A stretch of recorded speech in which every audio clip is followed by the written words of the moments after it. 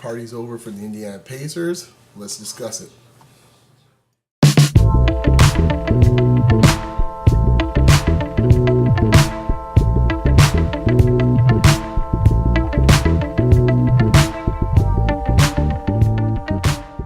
The finals are set. So we got the Spurs versus the Heat, rematch from last year. I'll get into that later next episode, but today I want to discuss the Indiana Pacers and what went wrong for the Pacers this season. I got my own theory on it. I'll just espouse on it for a few minutes on why I think what derailed their chances for a title. So a lot of people have to say a lot to say about Lance Stevenson being the issue. Some of the stuff off the court, maybe with Paul George, all sorts of rumors going on. Some are rumors, some are true. Roy Hibbert's, sensitivity, whatever you want to call it. And of course some basic, and so all those I think are part of it. But I think the biggest issue to me, and I think this is where, once again, we're talking about one of these sacred cows again. I could do a whole series on these, and here comes another one today. I think you got to really lay this on Larry Legend. I think, the GM job he did, I think he messed up a team that had great chemistry and flow. I think they were at 40-11 or something, some kind of crazy record like that before the trade deadline. And then all of a sudden the trade deadline came and went, and all of a sudden they were like a under 500 team for the rest of the season. And you have to ask yourself what happened. And to me, I think I think it says a lot as a GM and your record as a GM when you bring in two big acquisitions such as Andrew Bynum and Evan Turner, and neither of them are in the playoff roster as far as getting any sort of time. Bynum even gets dumped somewhere during I think the first and second series. Between the first and second series, Evan Turner's out of the rotation completely by the time we get to the Heat series. I think he played 4 minutes in the entire series. I think I heard on the radio just yesterday. I think it's indicative of a poor job from a GM standpoint. He put together a great team based on the draft picks he had and the cap he had. But I think you gotta look questionable. A few things have happened the last couple of years. The dealing of Kawhi Leonard for George Hill.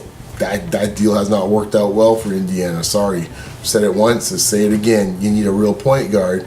George Hill is a nice combo guard, a good guy off the bench as the first man, but to be on a championship caliber team, he cannot be your starting point guard. Cannot. You go now to Evan Turner out of the rotation. Once again, here's a team like Indiana where everybody else in the league, and I think it's the biggest flaw in Larry Bird's philosophy and maybe Donnie Walsh as well too, is that they built a team for a league that does not exist anymore. Very similar to Oklahoma City, where you see Perkins being the center, a starting center for a league that has really no dominant postman. Same thing here. Roy Hibbert's a great rim protector, but you're paying him $14 million to do that. Sorry, you get a guy off the street that is a pretty decent shot blocker. Hey, as a Mavericks fan, you can grab Dallenberg for about $2-3 million to do that if that's the case. But for $14 million, I think that mindset then gets in your head from a Hibbert standpoint that he thinks he should be a low post scorer, which he is not. Roy, you are not a low post scorer. Stop calling for the ball at your Patrick Ewing. You don't drop 20 a game. So go in there, rebound, try that first thing. Get that down pat. Be a rim protector, block the shots. And, that's all you need to do. I mean, you're not a guy that's going to score 20 a game. But I think when you look at this team, it's built for a league that does not exist. A big center, not a lot of shooting in the perimeter. Everybody else has three-point shooters bombing away on their perimeter. And when you look at, once again, OKC's not as bad. Obviously, they have Durant that can knock down threes. But if you look at the rest of the team, Fisher could do a little bit of that. But once again, Indiana, another team in this case where you have no one really could knock down threes consistently. And when you're a team like Miami, you just could pack that sucker in the paint, and it's like, not shoot threes all day if you want to, Lance Stevenson. Knock yourself out, Paul George. We'll take our chances that that the numbers will be in our favor when it's all said and done. And they were. I never thought this series would be this close. Even 6. I had it in 6, but I thought. It pretty much went the way I thought. I shouldn't say that because I thought Miami might throw away a game somewhere. I thought Indiana might play really well the first game because they're all hyped up to play Miami. But I never thought this series would ever reach 7 games. Even though Indiana all year was talking about getting 7th game in their building, the joke I thought was on them was that this series will never reach that 7th game. And, I don't want to say it too much, toot my horn, but I was prophetic on that one. I had Miami in 6. And I think India has a lot of hard, decisions to make in the offseason. Of course, Stevenson being the number one big decision. I think the other major decision you have to consider is Paul George really the dude that could be the Batman of a team? I mean, the more I look at him, the more I think he's a Robin.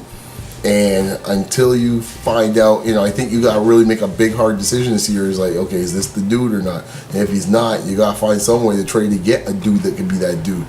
And that's going to be difficult, for Indiana to get that being a large market. So, they don't have any great draft picks to get that guy. So I'm not sure how they're going to go about doing that. And the third issue is Roy Hibbert. Somehow you got to find a way to get this guy's head back to where it was at the beginning of the season and before the All-Star break.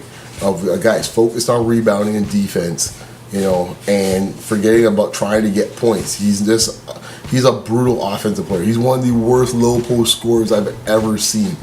I mean, we all like to make fun of Kwame Brown, but honestly, Kwame Brown at least had a couple decent post moves in there that looked fairly fluid. Roy Hibbert's just a wrecking ball down there. I felt the person I felt sorry for actually was Vogel, who I don't really put a lot of blame on here because I think between the GM's poor decisions that cost him possibly the season with chemistry and the players not getting it done on their end, which a bunch, these guys are a bunch of divas for the most part. I felt for him and I felt for Wes because Wes is an old time pro and he had this look like, what the heck did I sign up for? So those are my thoughts on the Pacers for this year. It'll be fun to see what moves they make during the offseason because I think they're the team to really watch between them and Miami in the offseason and see what will happen. So those are my thoughts. Once again, you can subscribe. Click the button here on the screen to subscribe to me on YouTube or down below. You can catch me on Twitter at Beyond Locker Room.